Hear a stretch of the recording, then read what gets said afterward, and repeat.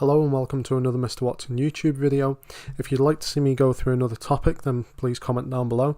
Also remember to check the video description for any additional information. Welcome back to part 3 of this series where I'm taking you through the AQA GCSE Maths Higher Tier Paper 1 from November 2017. I'll leave the link to the paper in the description down below so that you can have a go at the next few questions of this on your own first before watching the video. I already have 2 parts of this uploaded onto YouTube. The first video, I'll link both of these in the video description below as well. The first video is question 1 to 5 I think, and the second video is question 6 till 11. So here I think we'll look at question 12 till 16 I think. Okay, so let's make a start. I think everything there should be viewable, no problem. So question 12. Use approximations to one significant figure to estimate the value of, and then that whole thing there. And you must show your workings. So 3 marks for this question. That's, you know, quite a lot of marks considering what you're doing. Okay, so we need to use approximations to one significant figure. So all of these here, currently they're not to one significant figure, so we need to make them one significant figure. So 0.526 will just be 0.5, 39.6 will be 40, of course that will still be squared, and then 97.65 will be 100. I think in the future I will make a video on significant figures and rounding and that kind of thing. Of course, here I'm going through a higher tier paper. It's not really a mistake that higher tier students make, but you know, I think it would be very beneficial for foundation students.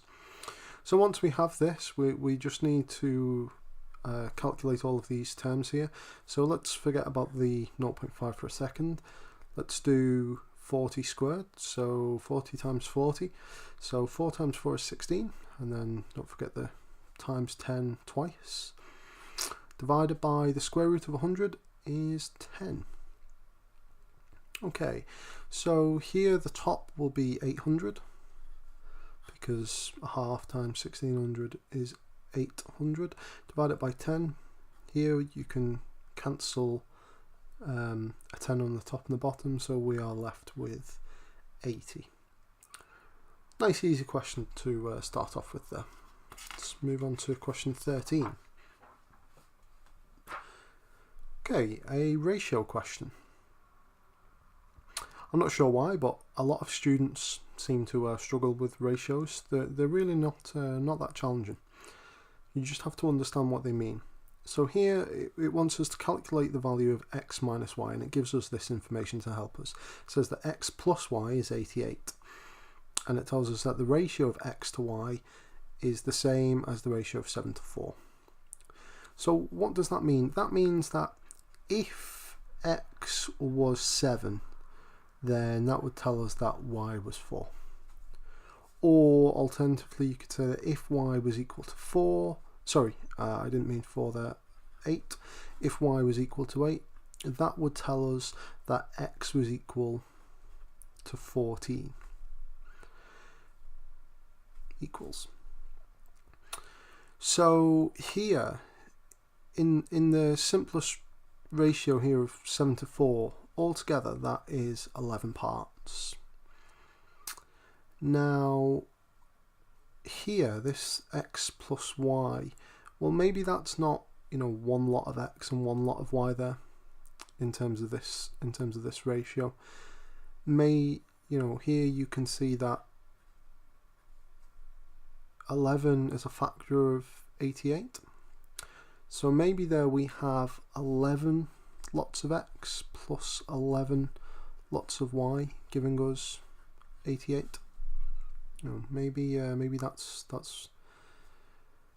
I don't know there if that's very, you know, clear or not. But that's one way there that we can write that. Now I should point out here that this x and this y isn't quite the same as this one here, for obvious reasons. You know, if 1x plus 1y was 88, then 11x plus 11y couldn't also be 88. This is just in terms of, you know, like the way the ratio works.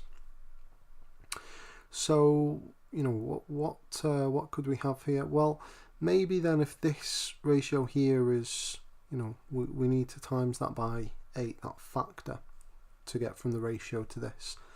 Well, maybe what we need to do then is, with the ratio being 7:4, maybe if we simply multiply these by 8, so 7 8s are 56, 8 4s are 28. So here this ratio still will simplify to 7:4. You know, this still works fine. So we still have the ratio of x to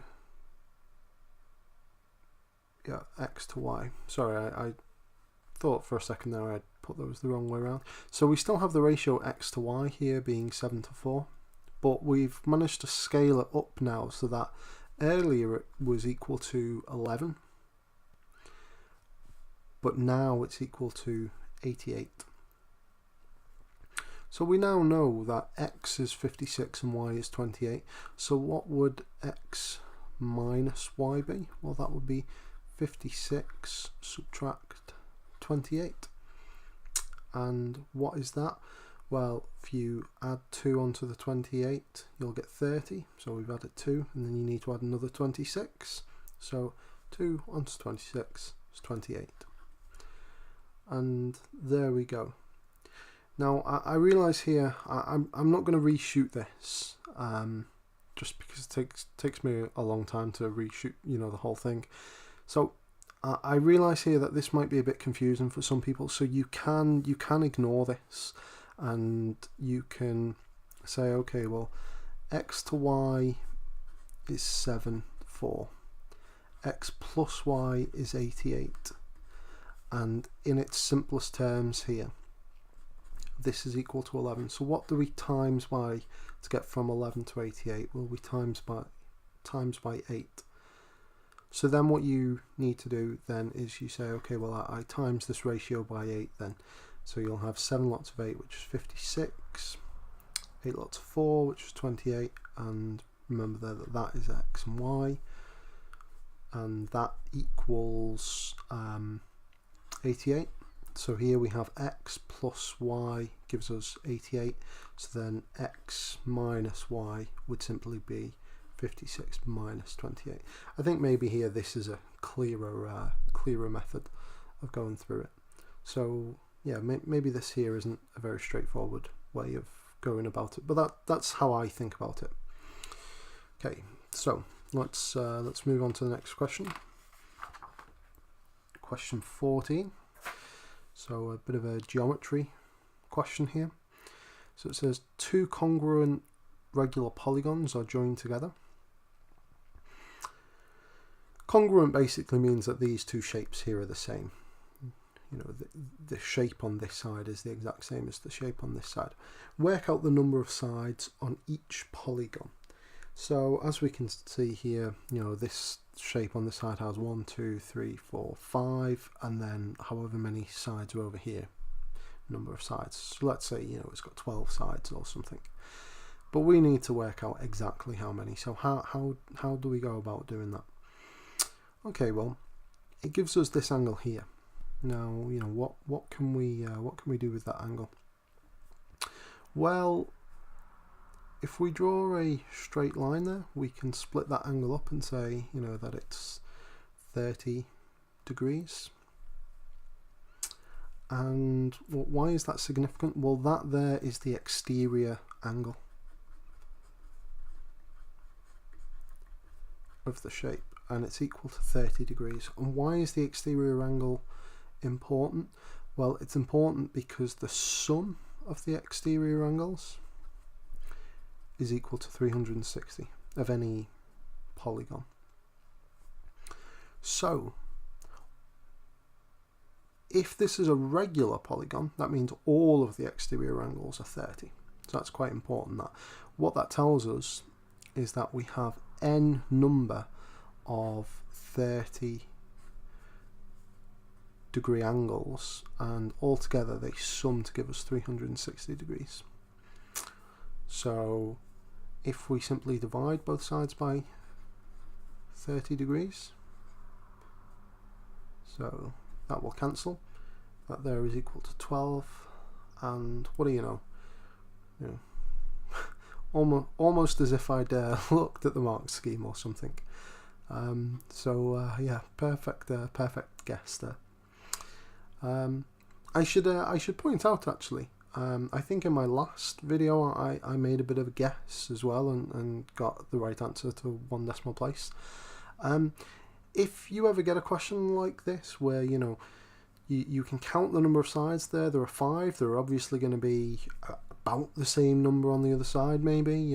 I know it says not drawn accurately, and your classroom teacher will probably tell you that means that angle there, although it says 60, it might be significantly more different to that. Maybe if you were to measure it, it'd be like 80 or something. But generally speaking, they're not too far off. If you only have 60 seconds left of your exam, unless you're a pretty good student, you're not going to be able to do this question in 60 seconds. So being able to count those sides there and say, okay, I'm going to double it and I'll add 1 or 2 for good measure. You never know. You might get lucky. So always bear that in mind. I think I'm going to release a few videos on this kind of stuff. This is something that I'd say is kind of like exam technique, but also kind of not. So question 15. So here we've got a meal deal, and there are 7 different sandwiches, 5 different drinks, and 3 different snacks, and it wants us to calculate how many different meal deal combinations are there.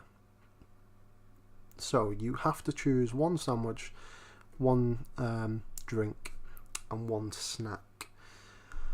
Okay, how do we do this then? Well, one way that we can do it is we can say, well, you have to choose 1 out of 7 sandwiches. So you have to choose 1 out of 7 sandwiches. You also have to choose 1 out of 5 drinks, and you also have to choose 1 out of 3 snacks. Now, what would that be there? That would be 1 over 7 times 5 is 35. Times that by 3 is 105. Okay, so what does this represent here, this 1 over 105? That is the probability that you pick, one particular meal deal. So out of those sandwiches, you have, say the options there included, like a turkey sandwich, for instance, and one of the drinks was, let's say, Diet Coke, and one of the snacks, let's say, was some crisps or something. So this here was the probability that you picked turkey, Diet Coke, and the crisps, versus the other 6 sandwiches, the other 4 drinks, and the other 2 snacks. So that tells us then that it's actually 105 choices. Now I've demonstrated it this way because I think most people will be familiar with, when working out these kind of questions, with doing it in terms of the fractions, working out the probability of something. But here there's no need to do that at all. You say, okay, well, how many possible sandwiches are there? There are 7. How many possible drinks are there? There are 5. How many possible snacks are there? There are 3. And you simply multiply those together to get your answer.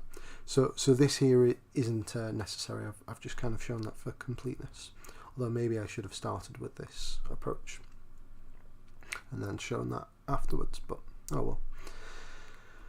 15b, 2 of the sandwiches have cheese in them, 3 of the drinks are fizzy, and Ava picks a meal deal at random. Work out the probability that the sandwich has cheese in it and the drink is fizzy. Give your answer as a fraction. Okay, so the probability then that she works all of this out, I'm just going to call it the probability of B, because, you know, it's probability of question B. Alright, well, what's the probability then that she picks a sandwich with cheese in? There were 2 sandwiches with cheese and there were 7 in total. So that there is 2 out of 7. So that's the successes, and, you know, that's the total. 3 of the drinks are fizzy. Okay, so the probability of a fizzy drink then would be 3 out of 5, because there were 3 fizzy drinks and 5 in total. And that's it. It doesn't mention anything about the snacks, so I suppose you could say, you know, you would then times it by 3 over 3, or, you know, just 1. The snacks have no role to play here. So we just multiply this out. Nothing here will cancel because both denominators are prime. So for something to cancel, you would need either 5 or 7 on the top. So that will just be 6 over 35. And that's it. We've calculated the probability there that the sandwich has cheese in it and the drink is fizzy. So that there is our final answer. Okay, let's move on to I think what will be the final question in this video. Water is poured into a tank. The graph shows the number of litres of water in the tanks. So here, this is the graph, so it looks as though at time 0 there are no litres, and at 8 minutes there are 120. So as time goes on, the amount of water increases, so they're filling the tank. How much water is poured into the tank each minute? Okay, well this is quite easy. We say in 8 minutes there was 120 litres. So we say, okay, well, if we want how many litres per minute, so here it says how much water, which is measured in litres, goes into the tank each minute. So essentially we want litres per minute. So here we need to say, okay, well, that's 120 in total, divided by 120 litres in total, divided by 8 minutes in total. So 120 divided by 8, what is that? Well, that is 15 litres. So there we go. Now this question here, you know, this is the kind of question where maybe you're very low on time, you've only got 15 seconds of your exam left, maybe you don't have a lot of time there to work it out, but you do have enough time to read the question and see that it takes 8 minutes for the tank to get 120 litres. Here this is saying, you know, how much water is poured into the tank each minute. So that means that you could rule out 120 litres. You can't get 120 litres in 1 minute if it takes 8 minutes for that. And the same goes for 1.5 litres. You know, in 8 minutes you're only going to get about 10 times that. You know, if you were to say that was 10 minutes long. So 10 times that is 15, you know, way off. So that leaves you then with a 50-50 guess, which, you know, isn't too bad. So yeah, so again here I've shown a little bit of you know, like exam technique kind of thing here.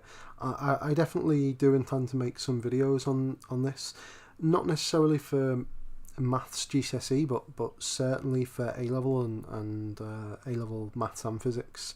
This kind of approach to questions can be very, very useful. So yeah, so thank you for watching. Sorry about the couple of mistakes there that I made earlier on with having something maybe not so clear as it should have been. Maybe in the future, you know, when I get around to reshooting these, or maybe if I put this video all in one video instead of breaking it up at some point, maybe I'll reshoot that question just to make it a little bit more clear. But in the meantime, I'd like to thank you all for watching.